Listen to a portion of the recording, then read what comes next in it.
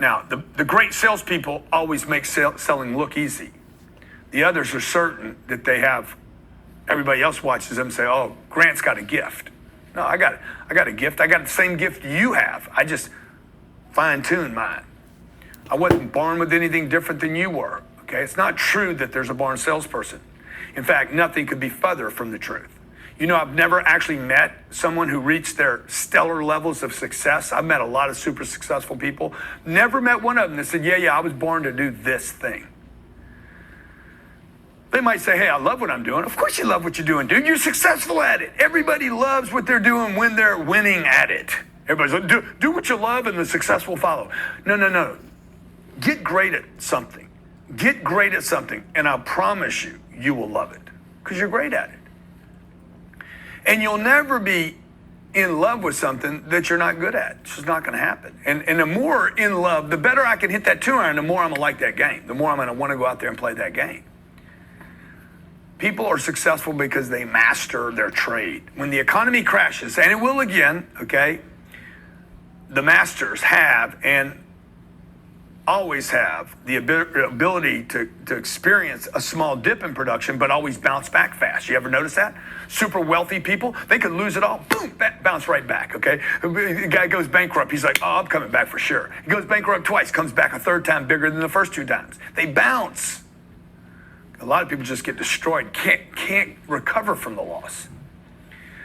The masters always survive. The amateurs lose their jobs. Can't find themselves again. They're amateurs, okay?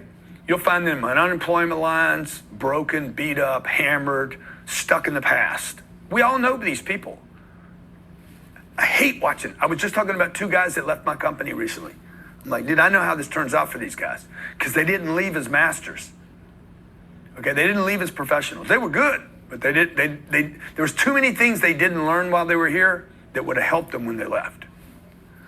You'll find people losing their jobs, beat up, government programs. Don't let that be you. I'm just giving you the warning. You've seen all you got to do is read the history books. You'll find them in job place, looking for jobs, struggling for money, talking about their last place.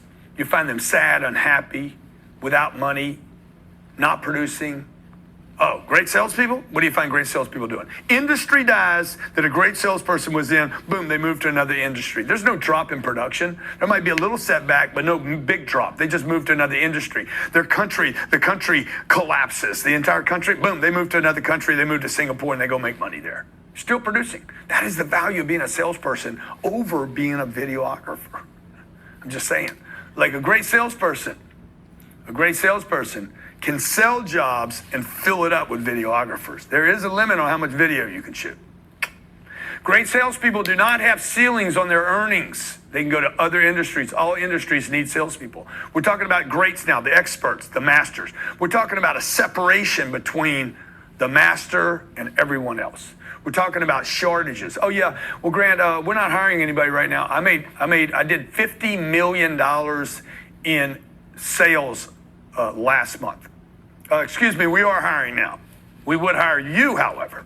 I raised $110 million for charity in the last 5 years, and I raised $250 million. All you guys that were watching my earlier programs, listen to me.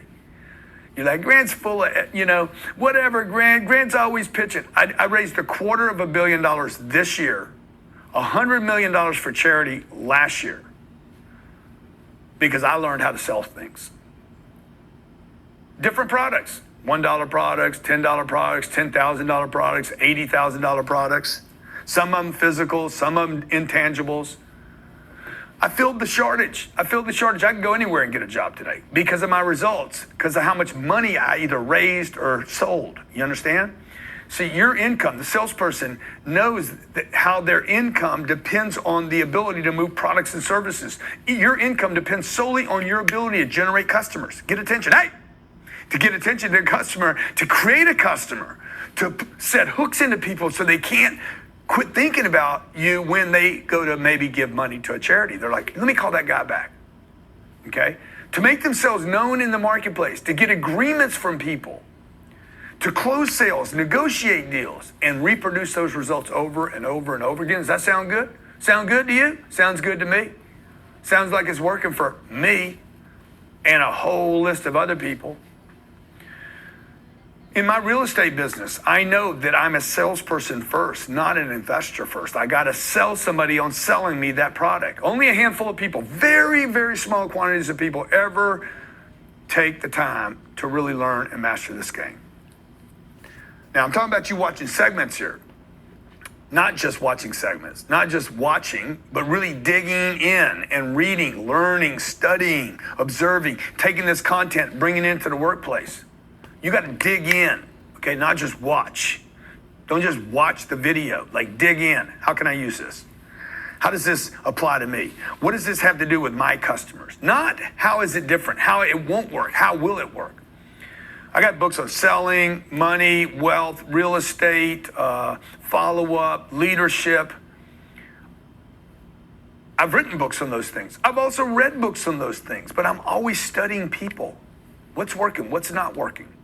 I'm dedicated to my future. I'm dedicated to getting better. Are you? I'm dedicated to the solvency and survival and prosperity of my household. And more importantly, hey, what impression am I leaving with other people? I want to take care of my wife and my kids, but I also want to be a good example for others.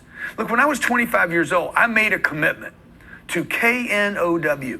No, I want to know what I'm doing. I want to know everything. I want to know everything about the game of selling in that case, but also as I grew up, as I've grown, as I've matured, hey, what else can I know about hiring people, about keeping people, about knowing personality types, about running a business, about cash flow, about collaboration, about partnerships? What can I KNOW? No, not learn. I don't want to learn stuff. I want to know stuff.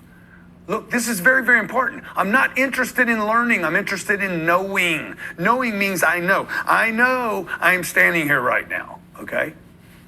I know this table is here right now. I know it. Those things provide confidence. Look, I was done being pumped up. I'm done being excited. I'm done being motivated. I'm done having somebody push on me. I want to be pulled.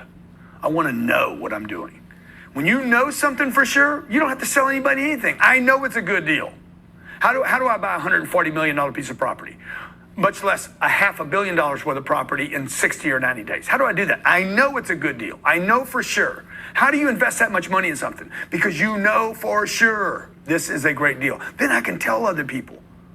That's how you raise money. How can I raise hundreds of millions of dollars for charity? Because I know the charity is worth more than the money people are putting into it. That is true motivation when you know. Enthusiasm's great. State change is awesome, but they're temporary. When you know for sure, you don't need to motivate anybody. People can see this dude knows.